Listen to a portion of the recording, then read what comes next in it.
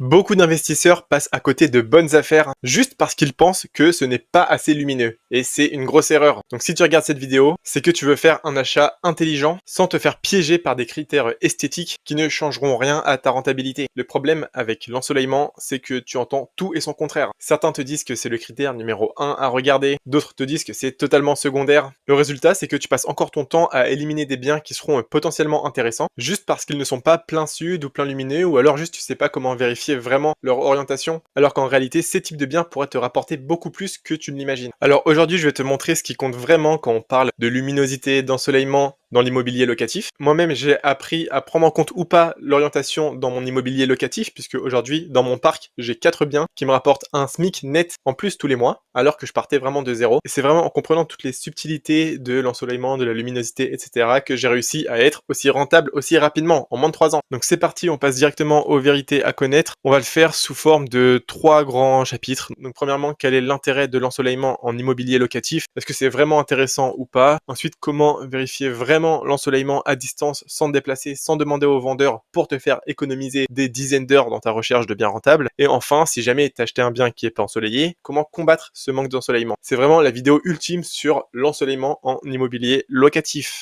Alors déjà, quel est l'intérêt de l'ensoleillement en immobilier locatif? En fait, la théorie, justement, on va voir la théorie et après la pratique que j'ai appliquée moi-même. Mais la théorie, elle dit que déjà, il y a moins de décote. Alors j'ai trouvé cet article sur le journal des seniors. Étonnamment, ils ont fait un article sur l'immobilier. Et eux annoncent qu'un appartement exposé plein sud peut afficher jusqu'à 10% de valeur supplémentaire sur le marché. Justement, ça c'est la partie théorie, je vais vous dire la vraie pratique derrière. Un autre site, cette fois-ci un peu plus sérieux, on pourrait croire, cartoimo.com, qui lui parle d'immobilier comme son nom l'indique. Eux, ils indiquent que selon Meilleurs Agents, alors c'est dommage, Meilleurs Agents, c'est un excellent site d'immobilier, mais j'ai pas trouvé la source originelle. Mais selon eux, en tout cas, Meilleurs Agents auraient dit que un appartement avec une bonne exposition peut valoir jusqu'à 15% de plus. Donc tu vois, la théorie, c'est entre 10 et 15% de plus. En tout cas, on comprend qu'il y a une plus-value, un intérêt dans ce type d'appartement. Donc apparemment, ça décote moins, voire ça cote plus que les autres, du coup. Également que ça a un peu plus de demandes. Alors pour ça, là, par contre, on a un article de meilleursagents.com qui est un excellent site sur l'immobilier. En fait, on va voir les chiffres que eux avancent, mais ça se comprend parce que un bien qui est bien exposé face au même bien pas exposé, forcément, celui qui est exposé a une meilleure attractivité auprès des investisseurs ou des acheteurs qui veulent en faire leur résidence principale. Là, la question, c'est de le mettre en perspective vis-à-vis du prix. Est-ce que le prix, le fait de payer 10-15% en plus, ça vaut le coup face au même appartement qui n'est pas exposé? En tout cas, la partie théorie de Meilleurs Agents avance que, là c'est des études que eux ont faites, 90% des Français estiment que la luminosité est l'un des 3 critères les plus importants lorsqu'on évoque la qualité d'une construction. Là, quand on regarde le petit astérisque, c'est une étude réalisée par Infopro, blablabla, en 2020. Également, d'autres chiffres que j'ai quand même trouvé très intéressants, même si c'est que de la théorie, c'est 57% des coups de cœur sont déclenchés par la luminosité du bien. Ça c'est fou, hein. Alors là, on a déjà un petit aperçu de la réponse, mais c'est que forcément, il y a plus de personnes qui recherchent des biens qui sont plus illuminés parce que on s'ouvre à la fois au marché de l'immobilier locatif et à la fois au marché de ceux qui veulent en faire leur résidence principale. Pour un immobilier locatif, forcément, c'est moins important puisqu'on va regarder que la rentabilité, alors que pour un investissement type résidence principale, là forcément le coup de cœur entre en compte. Donc oui, le marché est plus grand. Je pense que je vous apprends rien, mais ça reste important de voir les chiffres précis. Un truc que je connaissais pas du tout qui est évoqué dans cet article, apparemment il y a une entreprise, Solène, qui est spécialisée dans le calcul de la luminosité des logements et elle a mis au point un algorithme qui te donne un certificat d'ensoleillement où tu vas pouvoir le demander au vendeur et lui il t'envoie ça, comme ça t'as pas à te déplacer et à savoir directement le niveau d'ensoleillement sans perdre ton temps. Ça bien sûr, bon, c'est de la théorie parce que t'envoies ça à un propriétaire. Tu crois vraiment qu'il va savoir ce que c'est l'entreprise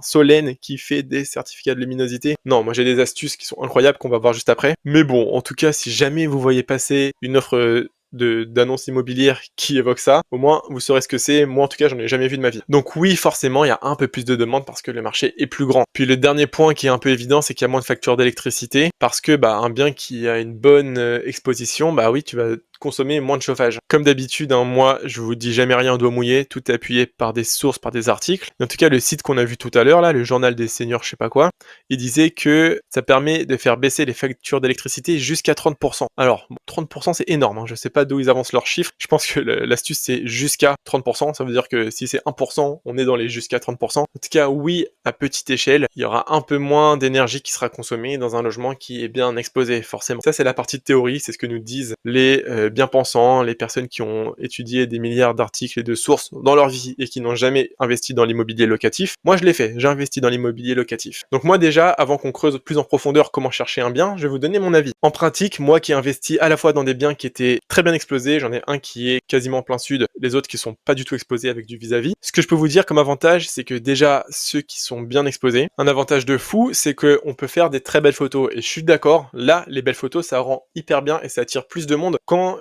tu publies ton annonce sur Le Bon Coin, sur Se Loger, sur je sais pas quoi. Effectivement, là, le fait d'avoir des beaux reflets du soleil dans l'appartement, ça peut être un game changer. Alors, c'est à prendre avec des pincettes, surtout avec ce qu'on va voir ensuite, parce que en réalité, pour moi, le plus important, c'est pas la luminosité, c'est l'ensoleillement. La luminosité, c'est quoi? Bah, typiquement, tu peux être exposé plein nord, c'est-à-dire ne jamais avoir soleil théoriquement. Pourtant, t'as un immense ciel en face de toi, t'as pas de bâtiment. C'est toujours mieux que d'être exposé plein sud avec des bâtiments devant toi qui, de temps en temps, cachent le soleil. J'ai même retrouvé d'autres études, je crois que c'était celle-là, mes 2 meilleurs agents, qui disaient que c'était la luminosité qui était plus importante que l'ensoleillement. Et là, on voit que ça commence à changer pas mal de choses et que tes a priori, tu peux les mettre de côté puisque les gens recherchent de la luminosité et pas de l'ensoleillement. C'est que le début de la réflexion qu'on va mener ensemble. Je vais vous dire mon avis, moi qui ai investi dans des lots qui étaient à la fois très ensoleillés, à la fois pas du tout. Eh bien, en réalité, moi, je ne vois pas de différence de demande locative pour un bien qui a été exposé plein sud ou plein nord. Déjà parce que le plus important de 1, c'est la luminosité et pas l'ensoleillement. Et surtout de 2, tout ce que je vous apprends sur cette chaîne YouTube, c'est d'investir dans des biens qui ont une très forte tension locative. C'est-à-dire que c'est dans des lieux où, quand toi, propriétaire, tu postes une annonce, en une semaine, tu reçois 200 candidatures. Parce que tu as fait attention à bien investir dans une zone qui avait de la demande, qui était dynamique, qui avait une forte tension locative, etc. C'est tout ce que je vous apprends dans cette chaîne. Ce qui fait qu'en réalité, quand tu mets ton appartement en location sur les petits sites d'annonces immobilières,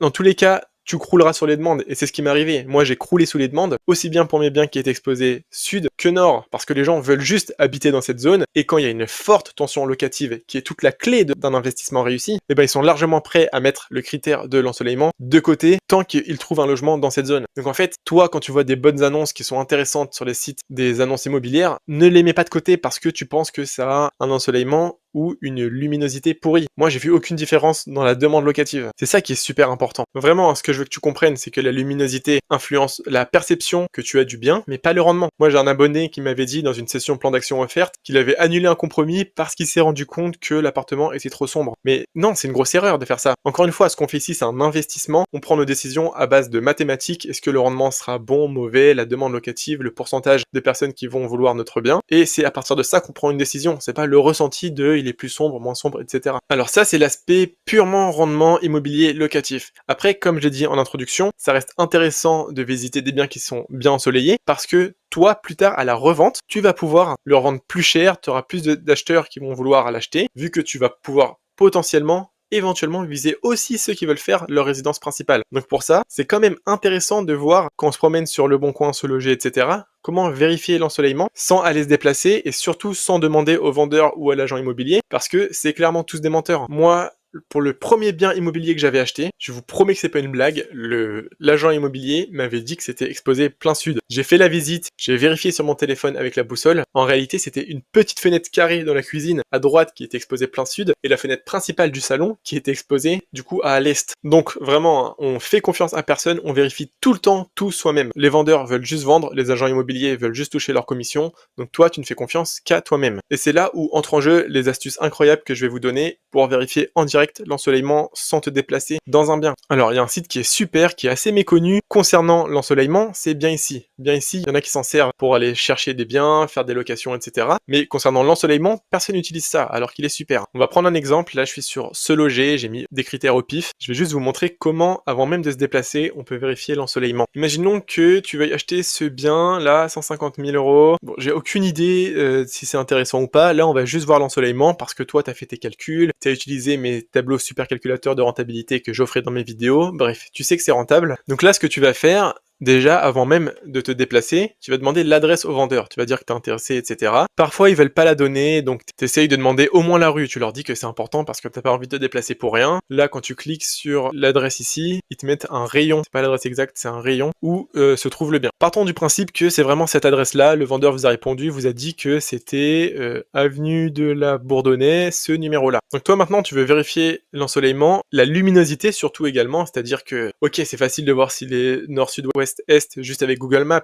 Mais toi, tu veux voir s'il n'y a pas des bâtiments qui lui cachent la vue, si en face, il y a du vis-à-vis, s'il y a une bonne luminosité. C'est ça, la vraie partie luminosité, hein. C'est pas que l'ensoleillement. Alors pour ça, tu vas aller sur bienici.com. C'est un site basique d'achat et de location immobilière. Tu vas aller tout en bas dans Découvrez votre futur quartier. Là, tu vas sélectionner, du coup, on est à Paris 7e, donc tu vas aller dans Paris 7e. Et là où c'est un tout petit peu dommage, c'est qu'il n'y a pas de carte interactive. C'est à toi d'aller simuler que tu veux acheter dans ce quartier. Et là, ils vont te présenter un quartier en 3D du 7e arrondissement. Donc nous, on veut investir ici, juste à côté du Champ de Mars.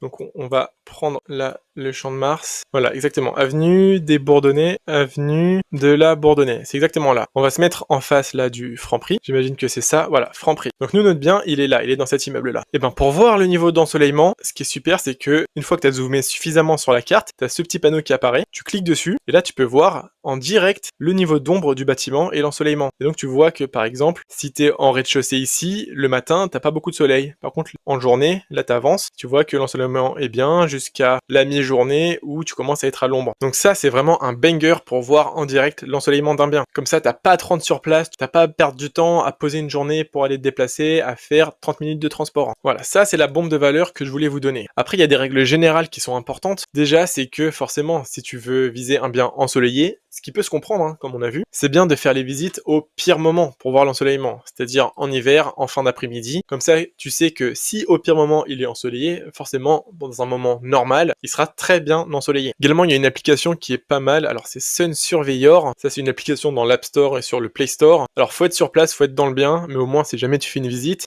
tu lances ton application et ça te dit en direct la trajectoire du soleil qui arrive. C'est pas du tout un placement de produit ou quoi que ce soit, hein. C'est vraiment moi qui utilise cette application. Et donc tu peux choisir une période de l'année, une heure, un jour, et tu verras la trajectoire du soleil. Ça, c'est la deuxième bombe de valeur que je vous offre. Et ensuite, si pour vous, ce qui est important, c'est la luminosité en conclusion et pas forcément l'ensoleillement, et vous avez bien raison, parce que ce qui compte, c'est la lumière qu'on reçoit, c'est pas forcément le soleil. Pour ça, il y a une astuce. J'en vois deux même des astuces. La première, c'est tu te mets au fond de la pièce, par exemple du salon ou de la chambre, si tu veux voir la chambre, et tu regardes si tu vois le ciel du fond de la pièce. Si c'est le cas, ça veut dire que globalement, la pièce dans laquelle tu es a une très belle luminosité, pas forcément exposition. Également, une deuxième astuce que j'ai vue sur Reddit, bon, pourquoi pas, je me dis, c'est des gens qui conseillaient de faire un test avec son téléphone. Donc tu te mets en grand angle, par exemple 0,5, sans flash, à l'arrière de la pièce, lumière éteinte vers 17h, et tu regardes si tu prends des belles photos. Et si c'est le cas, ça veut dire que ton appartement est globalement bien illuminé. Tu sais, parce que quand tu prends des photos en x0,5, elles sont un peu plus pixelisées. Et elles sont beaucoup plus sensibles à la lumière. Donc comme ça permet de voir dans les grandes lignes si le bien a une belle luminosité ou non. Ça, c'est la stratégie si vraiment tu vises un bel ensoleillement ou une bonne luminosité. Après, il y a également l'autre stratégie que j'ai appliquée, c'est tant pis, on met la luminosité et l'ensoleillement au second plan et on met avant tout la rentabilité au premier plan. Donc si c'est le cas, moi c'était le cas pour mes derniers lots que j'ai achetés, dans ce cas-là, il y a des astuces pour combattre le manque d'ensoleillement. Juste avant qu'on voit ça,